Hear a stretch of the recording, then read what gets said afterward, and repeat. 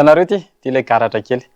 Miarabantsika rehetra indray ao anatin'izao fandaharana kirorika izao amin'ity alatsinainy fa 11 ny volana marsa ity ny tena ankoatrano moa zany miaraka aminareo manolotra ny fandaharana isorana ihany koa ny ekipa rehetra ny ambadimbadika any mampita ny sary sy ny feo ho amintsika tsiraray avy araka indraitsika ao anatin'izany tontolo ny fanatanjahantena zany vogadalao ny farany herinandro teo sy ny zavatra niseho tao anatin'izay sabotsy sy ny alahady izay amin'ny ankapobeny no entina aminareo aza misaraka amin'ny MBS sary.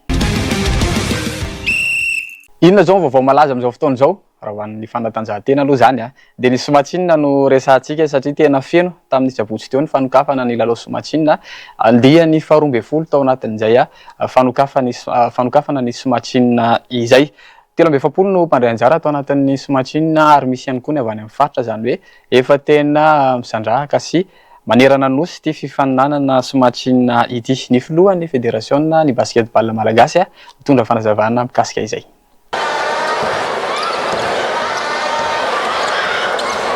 Nosokafana tamin'ny sabotsy teo ny somatsinina 12e édition tao amin'ny Palais des Sports.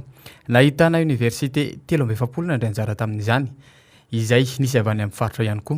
Maro ny dingana nololovana vao tonga tamin'izao andihany 12 zao.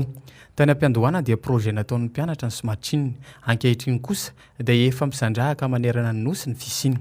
Nanamafy ny filohan'ny fédération fa vonona anohana trany ny somatsinina ary mijery sy manaraka akaiky ireo atleta ny amin'ny tokony hitohizany zany fahaiza-manao an'izany.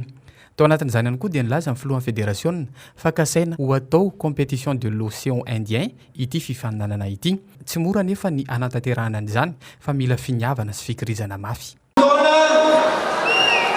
No nisy somatsinina tena raha zalamay marketing zany efa produit efa tena masaka tantera projet anankiray zay nataon'ny mpianatra ankehitriny ny somatsinina dia efa lalao professionnel ka ny any afatro androany dia nivelarany somatsinina bebe kokoa efa misandrahaka eran'ny Madagasikara somatsinina efa tena lalao lehibe somatsinina ary efa tena anisan'ny activité an'ny fédération lehibe somatsinina iarahana amin'ny team somatsinina. Ao tsara zay ny teny filamatra ho an'ny somatsinina zany hoe misy fair play misy fiarahana amin'ny lalao eny misy fifandonana ihany koa satria zay le mahafanatanjahantena ny fanatanjahantena fa misy faralahina foana ao anatin'izany resaka tontolon'ny fanatanjahantena izany.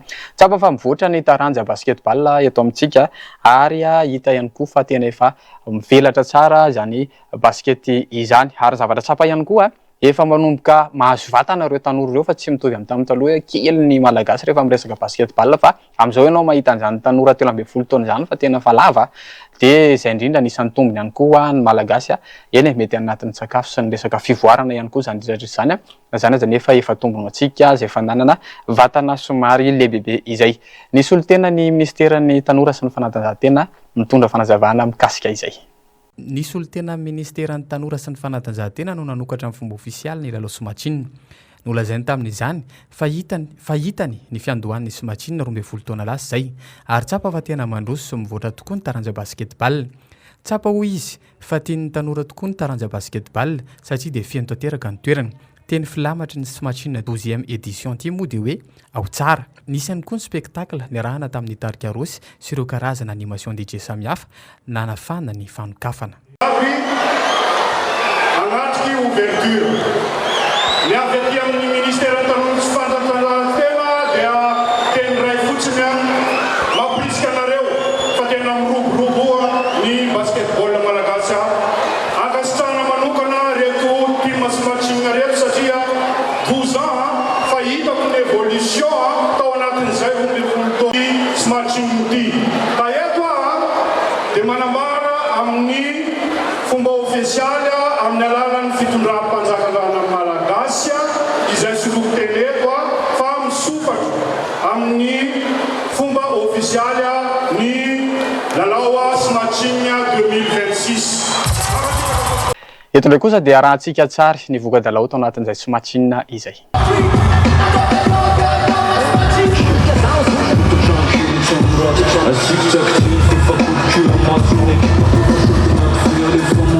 Ahora que se pasó por la vida. Seratra toa mandeha Asitsika dona be foana, dona be zany de hoe rugby zany resantsika ny top 12 zany hoe le tena niveau ambony be ao anatin'izany tontolon'ny rugby zany raha hoan'ny eto Madagasikara no resantsika. Tafiditra ao anatin'ny andro fahafito azafady ny top 12 ao anatin'izay rugby izay tanterahana teny amin'ny kianja Makian-Dota-Penaka foana moa ny rugby ary tena feno, tena teny malagasy zany taranja rugby izany. Tsy haiko aloha ny fanatanjahantena hafa fa raha hoan'ny tsapako sy ny hitako de io top 12 io anisan'ny tena hoe mahasarika olona betsaka indrindra ny ady ny lalao satria moka fohy. Le moka fohy moa zany tsy resahana le moka kely reny na hoe anofel fa le fomba fitena anatin'ny rugby iny hoe le moka fohy zany hoe ilandelana isa ray na isa roa no nandresen'ny mpifanandrana. Lalao teo amin'ny FTM sy ny CEA zay lalao izay 7 no 7 ndao rahantsika ary.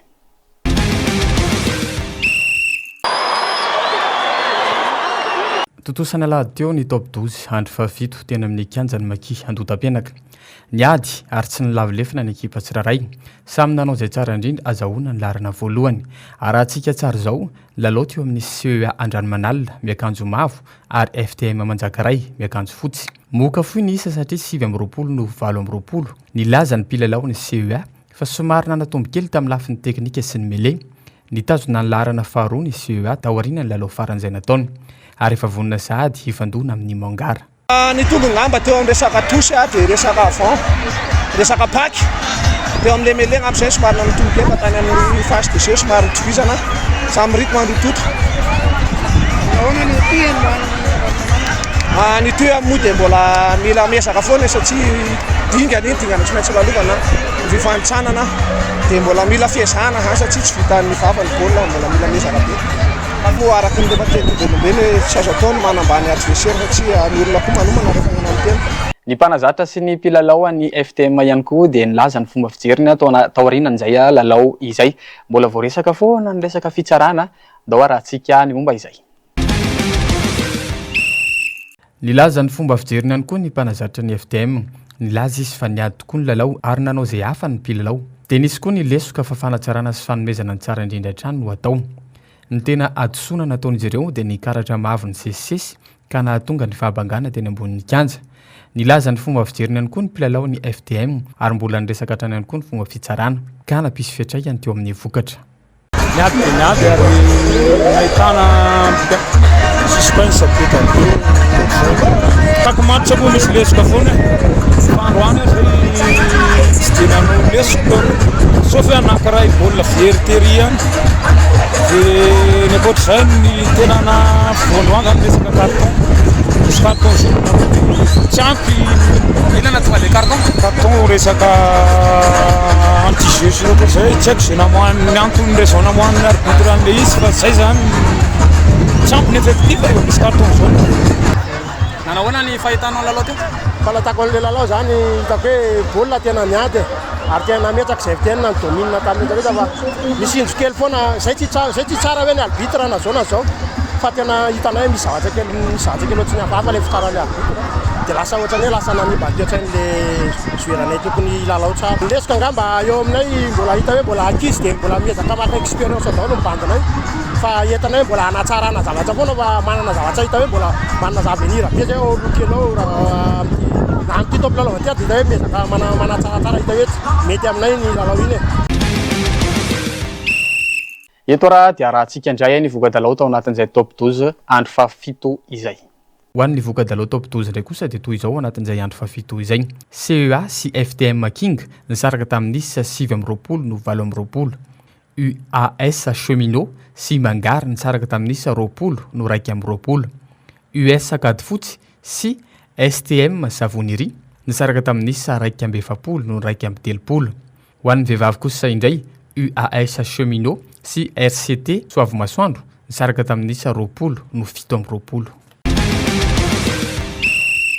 Efatra mbola kely Louis dia efa nisany nakafiny zany taranja kickboxing izany safidiny tamin'izany zany hoe kickboxing fa izy efa nakafiny taranja aiady tamin'izany fotoana izany. Maro no amboary efa azon'ny Louis tao anatin'ity kickboxing ity. Kickboxing moa zany hoe daga sy totondry somary mifangaro zay le izy ny tena nambarany ihany koa dia hoe mafy ny malagasy manaiky izy hoe mafy ny malagasy satria izao isika dia tsy afihana aloha zany fa ao anatin'le firenena manitra kanefa dia betsaka ny atleta misery ao anatin'izany kickboxing zany. Ny zavatra tsapa nefa dia zao ireo bandy manao kickboxing reo na ireo vehivavy manao kickboxing reo dia sady mbola mitady amin'ny fiainana andavanandro zay vao mikotrana indraindray mety tsy ampy ny sakafo sy ny sisa zay indrindra no amboarany Louis ao anatin'ity fiarahana amin'ity.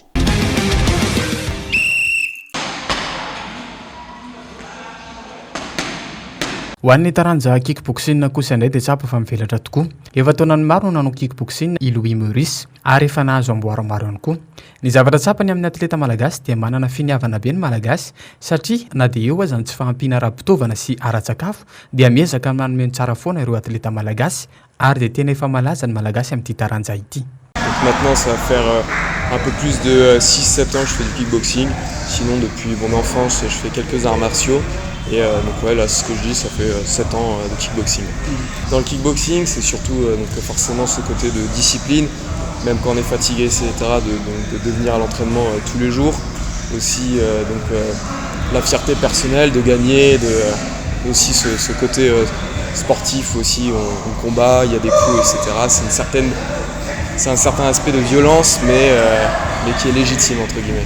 Alors moi j'hésitais au départ, j'avais commencé avec le MMA, mais ce que je préfère, etc., dans les arts martiaux, c'est un peu le full contact. C'est vraiment donc, le pied-point, donc en corps à corps. Et donc c'est pour ça que j'ai choisi le kickboxing pour pouvoir beaucoup d'enchaînements et pas beaucoup d'arrêts au sol ou des choses comme ça. Le sport à Madagascar, d'un côté, moi ce que j'aime bien, à la différence par exemple d'autres pays, c'est que il y a pas, ici par exemple il y a beaucoup de moyens, mais des fois il n'y a pas énormément de moyens. Mais pourtant les gens sont souriants, sont motivés et tout. Donc ce que j'aime bien donc, dans l'aspect malgache, c'est qu'il n'y a pas d'excuses. Olombanina sy tompon-daka maneran-tany izay kosa no tanjon'ny maître Frédéric mpampianatra kickboxing zany ary ny tena namafisiny ihany koa dia tsy natao hisetrasetraina ny resaka aiady fa natao iarovan-tena dia arahantsika fiarahana amin'ny maître Frédéric. Ho an'ny maître Frédéric dia azo lazaina fa ambony le tany taranja kickboxing. Mila fanitsiana sy fanamboarana hatrany ihany koa ny fampianarana aiady eto amintsika mba tsy vonany amin'ny tsy tokony ho izy. Ary manana tanjona izy ireo dia ny anana atleta tompon-daka maneran-tany eo ihany koa ny mba hamokatra olombanina. Kickboxing aloha eto amintsika raha ny atao aminay aloha ny tena resahako dia hita hoe zavatra azon'ny olona rehetrarehetra atao.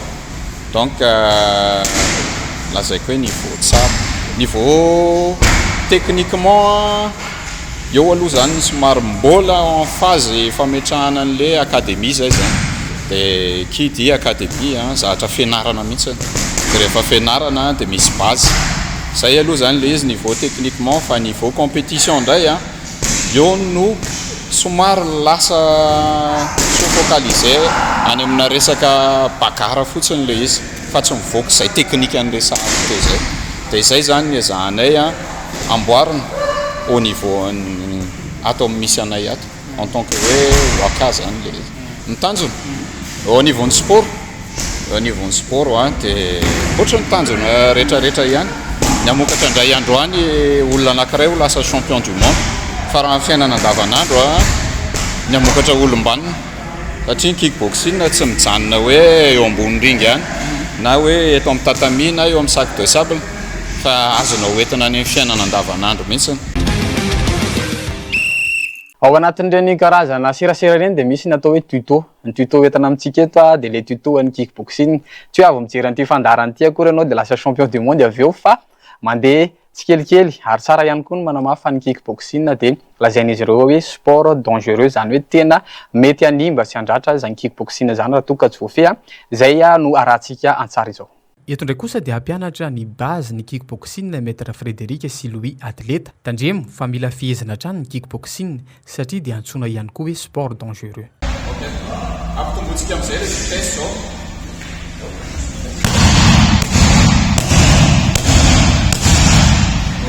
Zay zao izy phase vitesse, miditra ny phase puissance zay izy zao zany hoe kasy mihitsy zay atao.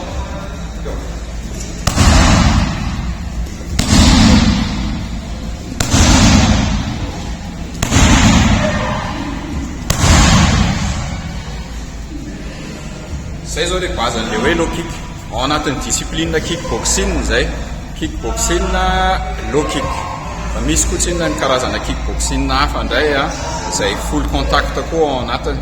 Dia hiditra any amin'ny niveau middle kick indray tsika zao, zay ny deuxième technique ny coup de pied. Non.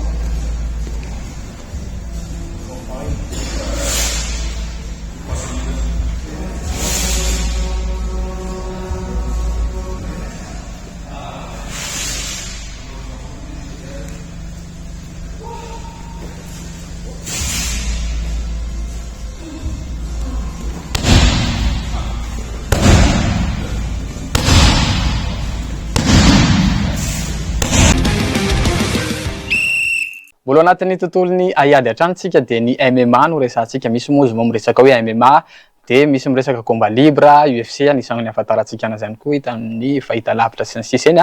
Dia izay indrindra no resantsika manaraka zany. Maître Ratsinjo manazava mikasika an'izay hoe MMA izay. Ny MMA na mixed martial art dia ady izay fanaovan'ny olon-droa izay ampiasaina ny fahaiza-manao ny arts martiaux. Azo atao araka izany mandaka, totondry, tolony ary ireo karazana soumission maro. Ny tanjona dia ny andresena ny mpifanandrina amin'ny KO na soumission na ihany koa amin'ny fanapa-kevitry ny mpitsara. Teraka tamin'ny taona 1970 ny MMA moderna. Talohan'izay anefa dia efa maro ny combat libre natao tamin'ny firenena toy i Grèce. Tamin'ny taona 1970 dia natao ny États-Unis UFC na Ultimate Fight Championship no anarany. Ny tanjona dia ny amatarana ny art martial tena mahomby indrindra ary tamin'izany dia Royce Gracie, mpanao jiu-jitsu brésilien, no nandrombaka ny fifandanana maromaro. Fanatanjahantena mila fehezana tsara ny MMA zay vao miditra amin'ny fifandanana satria mety handratra raha toka mbola tsy vonona ilay atleta. Sady mezaka mampianatra hoe androany zao séance pied-point, des séances lutte, des séances grappling aveo. Reo zany no tena tsy maintsy anaranao anaty MMA fa ny les pied-point fotsiny aveo no misy ankizy mety efa mahay kickboxing na efa mahay boxe anglaise dia apiny amin'ireo fotsiny zany sisa ao anatiny hoe inavy mety ho tsy ampy dia zay ny anapiny anazy. Hitako ara kokoa hoe moramora satria rehefa misy problème ohatra ianao misy anankiray zany mety voafianao tsara, misy problème ianao debout dia mitsofoka au sol, na misy problème ianao au sol dia mijanona debout. Dia zay mahatsara anazy koa satria tsy voatery zany hoe tsy hoe misy olona anankiray zany mahay be eo dia possible izy tsy possible tena voafiany daholo, mety possible ihany voafiany daholo rehetrarehetra fa vitsy no ohatray fa zay mihitsy mahatsara le MMA hoe misy afaka misy solution foana zany rehefa tsy rehefa tsy dia voafianao ny au sol dia mety voafianao ny debout dia zany hitako hoe moramora kokoa ary izy fa mila fotoana fotsiny, mila patience zany rehefa mianatra anazy. Arakarany fa za manokana zao tamin'ny vananako satria za mianatra le foana dia heritaona sy tapany dia efa nanao compétition dia mbola tsy resy mihitsy zany teta Madagasikara tamin'izany fa dia ohatr'izay konkoa ny fahitako anazy rehefa mazoto ilay ankizy dia manana patience dia manana fikirizana sy finiavana amin'ilay sport atao dia possible koa zay na hainao na 2 ans. Ina re, dia efa somary faraparana sady ny fiarahana fandaotsika hiaraka hitaingina moto cross ny resantsika eto. Anisan'ny fanatanjahantena be mpakafika izy io eto Madagasikara, za tsy nafantatra fa tamin'ny sabotsy salady teo vao fantatra hoe anisan'ny tena be mpakafy zany taranja motocross izay somary be vovoka aloha zany le izy dia tsy maintsy manao fiarovana rehetrarehetra ihany koa ianao rehefa manao an'izay taranja motocross izay. Natao ny sabotsy sy ny alady lasa teo ny fifandanana motocross endure na 4 heures Honda no iantsony zareo anazy teny Mbohidava Ivato teny no nanantanterahana an'izany fifandanana motocross izany. Betsaka mpandray anjara zany hoe tena record tamin'ity taona ity izay fifandanana izay ho an'ny mpandray anjara somary namavianana kely ihany koa ny resaka piste zany dia nahafahan'ny rehetra nandray anjara na ireo vao manomboka na ireo tena hoe lazaina hoe elite. I TED mitondra fanzavana mikasika izay. Natao teny Mbohidava Ivato ny farany herinandro teo ny fifandanana motocross enduro 4 heures Honda izay nikarakarainy Madoto. Izy ity dia fifandanana mitondra motocross na moto enduro mandritra ny 4 ora tsy akijanona izay fandimbiasan'ny pilote roa samihafa na ihany koa pilote iray dia afaka manao izany. Sehatra ahafahan'ny malagasy mifanandrana amin'ireo toeratany vahiny ary indrindra ihany koa fa ho an'ireo izay vao manomboka ao anatin'ny taranja dia sehatra iray ahafahana miditra lalandalina kokoa. 700 nisan'ny mpanamorona indray anjara ary moto miisa 700 no nilahatra teo am-panombohana ho an'ny sabotsy sy ny lahady 12 mars. Manazava toy izao TED, directeur Paul Moto. Organisé par Madoto toujours. On a donc eu l'occasion donc de réaliser comme tous les ans en début d'année l'événement le plus large sur le monde de la moto off-road.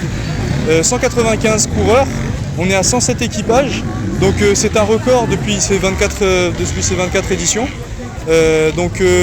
Cette année, ce qui change particulièrement, c'est l'intervention de médecins et de kinés en renfort du système médical au travers de l'ambulance.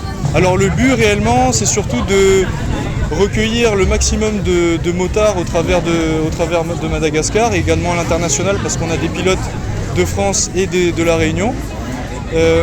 Quelque chose qui est très important pour nous, c'est de rendre cette course très accessible, c'est-à-dire quelqu'un qui n'a pas forcément énormément d'expérience en moto, il est capable de venir prendre le départ de cette course avec une moto d'enduro évidemment, parce que forcément il y a certains passages qui sont quand même assez techniques, mais la technicité reste, on va dire, adaptée à même des débutants en fait, de l'enduro et du motocross. Mais voilà, c'est vrai que c'est une course qui est plus orientée débutant, donc dans ce cas-là, c'est vrai qu'il y a un petit peu de tout, des pilotes élites, des pilotes débutants et intermédiaires, mais voilà, c'est plus orienté vraiment pour un esprit assez fun, plus qu'autre chose. Des hommes, il y a des femmes aussi, nombreuses, il y a aussi des adolescents, parce que donc, les premiers concurrents, ils ont 11 ans. Donc voilà, on accueille vraiment à partir de, on va dire, 11 ans jusqu'à voilà, les hommes, les femmes, tout le monde. Il n'y a pas de souci. Raha ho an'ny mpandray anjara kosa dia nahafa-po satria tena tsara zany ilay resaka fifaninanana motocross izay misy ny sokajy satria eraky ambin'ny folo taona anisan'ny zandriny indrindra, nisy ihany koa nefa ny vétéran ny sokajy atao ambony indrindra aloha zany tsy fantatro hoe firy taona fa tena efa nisy vétéran nandray anjara atao anatin'ity fifaninanana ity hiaraka amin'ny Justin tsika vétéran 2 sy hiaraka amin'ny Mia tovovavy ao anatin'ilay sokajy mixte. Nilaza ny mpandray anjara fa afa-po tamin'ny fikarakarana na dia nisy aza ny fahatarana teo amin'ny ora fiangana. No amafisiny ireo ihany koa fa no amoraina ny pista tamin'ity indray mitoraka ity ka naharisika ny mpandray anjara eny na ireo vao manomboka azy. Nahitana ny sokajy taona rehetra lahy sy vavy toy izao ny fahitan'ny mpandray anjara ity fifaninanana ity. À l'aise aloha ety. À l'aise satria le circuit zany ohatra miamoraina isa-taona. Miamoraina isa-taona. Za zany mahita anazy en quelque sorte ohatra ny hoe 4 heures cross fa tsy tena le enduro ohatra le nahitana anazy taloha tany Ambohimanga ohatra ny tany Meritsatos fa maivana zany mety tsy reraka amin'ny catégorie-nay zany mieux placé zany zay aloha hatreto mieux placé zay fa arasantsika ny vokatra final tsy mety hitatsika amin'ny publication ihany miakatra podium zay. Le retard prévu départ à 10 heures hitatsika ngamba efa 11 heures tsy haiko par rapport amin'izay ihany zany hitako hoe manahiraka zany satria za tamin'ny eritaona efa nanao tamin'ny taonako dia mba zany hiasitena ny olona hafa anao koa zany dia sady za koa tia moto be dia mieritreritra zany tena dana hoe za koa anao niaraka amin'izay dia zay. Raha aloha dia ny moto tsisy hoe vehivavy na lehilahy tokony hanao azy fa rehefa tianao fotsiny na rehefa tiana izy dia tokony manao daholo tokony afaka manao daholo zany fa tsisy hoe fahasamihafana ny vehivavy sy lehilahy. Âge de, je pense j'avais 12 ans 13 ans. Ny moto tamin'izany 65 cc. Moto zany tsy tena hoe misy tanjona be ahoana fa c'est pour le fun zany ilalaovana fotsiny dia zay zany lasopy zay ny composé masaka aloha zany ny atolotra ho anareo tamin'ity ano ity antsika moa zany tsy tena hoe lava be manahoana ny fandarana tsy fokely ihany koa fa ao anatin'ilay tena mety tsara magasitraka antsika rehetra niaraka taminay tamin'ity alatsinainy hariva ity rehefa avy eo ny fotoanantsika ao anatin'ny fampahalalam-baovao aza misaraka amin'ny MBS Fahitalavitra.